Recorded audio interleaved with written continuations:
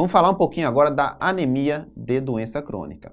Falei para vocês que a anemia ferropriva é a mais comum disparada no mundo. Porém, dentro do hospital, em indivíduos hospitalizados, internados, a anemia de doença crônica é a mais comum. Antigamente, chamava-se anemia de doença crônica, que era de forma semelhante à anemia de doença crônica inflamatória. Era uma entidade só. Hoje em dia, a gente subdivide a anemia de doença crônica em vários subtipos. Entre eles, a anemia da inflamação. Então, doenças que cursam com inflamação crônica, por exemplo, doenças autoimunes, artrite reumatoide, lúpus, neoplasias malignas, a gente pode ter uma anemia de doença crônica do tipo anemia de inflamação, que se dá geralmente por um aumento inapropriado da eritropoetina. A eritropoetina não aumenta de forma apropriada, certo? Os estoques de ferro estão adequados, então não falta ferro no organismo. O indivíduo não consegue usar o ferro, a gente vai mostrar por quê, mas o estoque está adequado e a gente exclui outras causas, geralmente é um diagnóstico de exclusão. Indivíduos com doença renal crônica, especialmente um clearance de creatinina menor do que 30 a 40 ml por minuto, a gente tem uma deficiência de eritropoetina pela redução da massa renal. Lembrar que os rins é que produzem eritropoetina. Estados hipometabólicos, o que é que acontece? A eritropoetina não só responde, pessoal, à necessidade de oxigênio, mas à utilização desse oxigênio. Estados hipometabólicos, em que o indivíduo utiliza pouco oxigênio, a secreção de eritropoetina também cai. Então, endocrinopatias como hipotireoidismo, insuficiência adrenal, insuficiência hipofisária, desnutrição proteico-calórica, insuficiência hepática, são causas de anemia de doença crônica. E mais recentemente a gente tem uma entidade chamada anemia do idoso.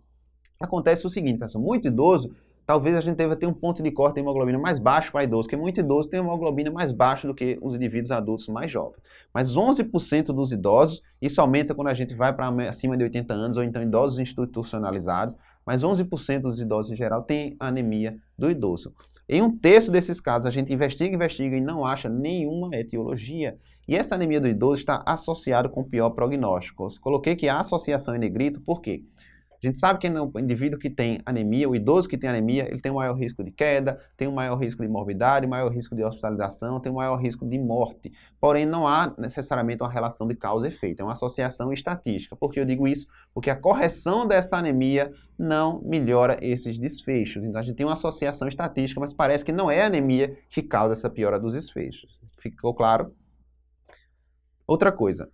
Sintomatologia da anemia de doença crônica. Geralmente a queda de hemoglobina não é pronunciada, o indivíduo costuma ter um hematócrito maior do que 25, geralmente a hemoglobina fica maior do que 8 a 9 e o VCM pode ser baixo? Pode, mas dificilmente cai para menos de 70 e 72. O VCM costuma ser maior do que 70 e 72 e a sintomatologia que predomina não é da anemia, já que ela não costuma ser severa. São os sinais e sintomas da doença de base que está levando àquela anemia.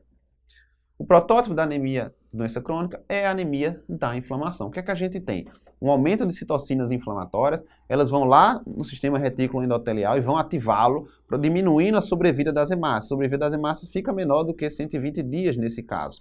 Também vai diminuir a produção e a resposta da medula óssea à eritropoetina, mas o principal mecanismo é esse aqui, aumentando a hepcidina. A hepcidina é uma proteína que tem função hormonal produzida pelo fígado, tá certo? E ela é grande maestro para regular, tá certo, o metabolismo de ferro. O que é que a hepcidina faz? Quando ela está aumentada, ela bloqueia a absorção de ferro lá no trato gastrointestinal, diminuindo a ferroportina, a ação da ferroportina, e ela vai agir no sistema retículo endotelial, represando o ferro nesses locais de armazenamento, diminuindo a utilização do ferro, a passagem do ferro para o sangue. Então, a interleucina 6 aumenta a quantidade de hepcidina, que vai reduzir a absorção intestinal de ferro e vai reter o ferro nos macrófagos do sistema retículo endotelial. Então, a hepcidina prejudica a utilização do ferro pelo nosso organismo.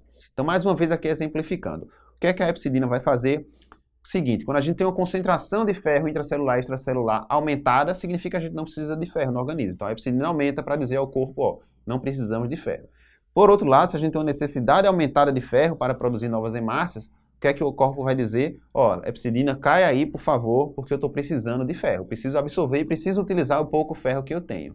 Quando o indivíduo está inflamado, vai lá a interleucina 6 no fígado, aumenta a hepcidina e vai fazer com que a hepcidina diminua a utilização do ferro. Então a hepcidina vai lá nos enterócitos duodenais, através da ferroportina, diminui a absorção de ferro, vai nos macrófagos esplênicos, nos hepatócitos, células de Kupfer do fígado e vai provocar o quê? Diminuição da absorção de ferro e represamento, retenção do ferro nos locais de armazenamento, provocando, no final das contas, uma queda do ferro plasmático e uma queda da utilização do ferro para a eritropoese e para a produção de novas hemácias.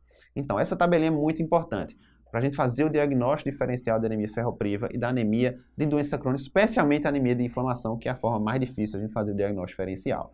Então, o VCM costumeiramente é baixo na anemia ferropriva, mas pode ser normal, e é normal baixo na anemia de inflamação. Então, o VCM não serve para a gente diferenciar uma da outra. Geralmente não serve, a não ser que seja níveis extremamente baixos de VCM.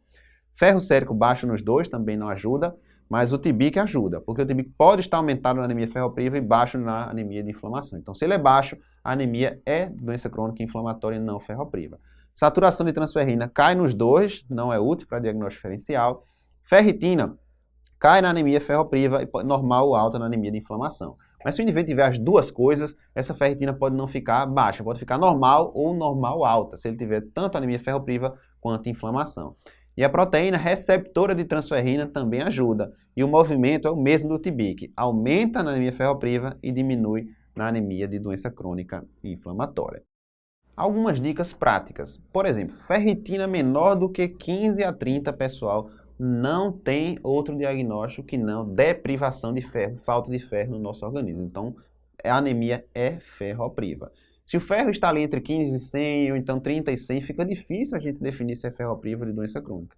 Mas quando a ferritina está maior do que 100, isso geralmente não é anemia ferropriva. Então, são algumas regras que podem ajudar a gente na prática para a gente diferenciar os subtipos de anemia.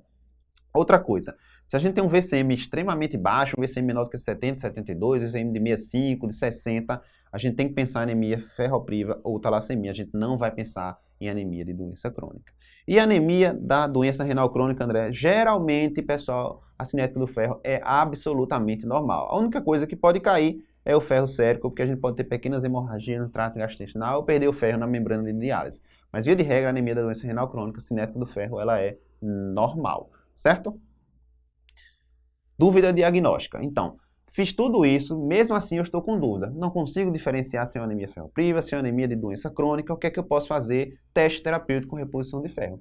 Começo o ferro, tenho o reticulócito basal e após 7 a 10 dias eu repito esse reticulócito. Se não houve pico de reticulocitose, das duas uma. Ou não está absorvendo ferro, se ele estiver sendo administrado por via oral, ou então essa anemia não é ferropriva. Então, na dúvida, a gente pode lançar mão do teste terapêutico repondo ferro. Como é que a gente trata a anemia de doença crônica? Tratando a doença de base.